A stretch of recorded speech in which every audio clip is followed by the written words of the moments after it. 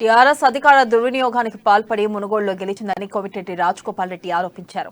మునుగోడులో మొదలైన యుద్ధం కేసీఆర్ ని గద్దె దింపే వరకు కొనసాగుతుందన్నారు. కుటుంబ పాలనకు చరమగీతం పాడే రోజు దగ్గరలోనే ఉందని చెప్పారు. మునుగోడులో ప్రభుత్వం ఇచ్చిన హామీలను వెంటనే నెరవేర్చాలని డిమాండ్ చేశారు. రానున్న ఎన్నికల్లో బీజేపీ అధికారంలోకి వస్తుందని ఎవరూ అధైర్యపడొద్దని చెప్పారు.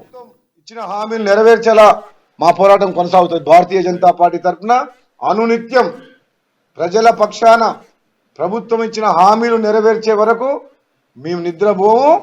టీఆర్ఎస్ పార్టీ వాళ్ళని నిద్రపోనియం. ఇక ఎమ్మెల్యే నిద్రపోతాడా తాగి పండుకుంటాడా ఆయన డిసైడ్ చేసుకోవాలి. ఎందుకంటే మీరు ఇచ్చిన హామీలు కేటీఆర్ గారు దత్తత తీసుకుంటా అన్నారు.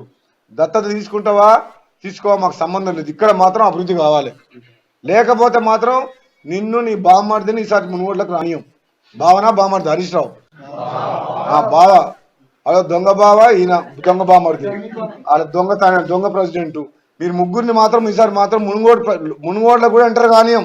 నీ పోలీసులు కూడా 90% నేను 3 days లో తీసుకున్న రిపోర్టు ఎవరో పైన అధికారులు మాత్రం టీఆర్ఎస్ తోటి కుమ్మక్క పేరు పోలీసు అధికారులు, కానీ కింద స్థాయిలో మొత్తం కూడా రాజగోపాల్ రెడ్డి గెలవాలని కోరుకున్నారు పోలీసులు.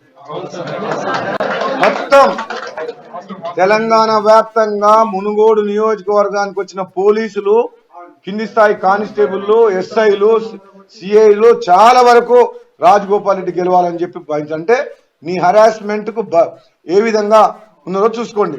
ప్రజలందరూ కోరుకుంటారు. ఉద్యోగస్తులు, నిరుద్యోగులు, మహిళలు, యువకులు, పోలీసు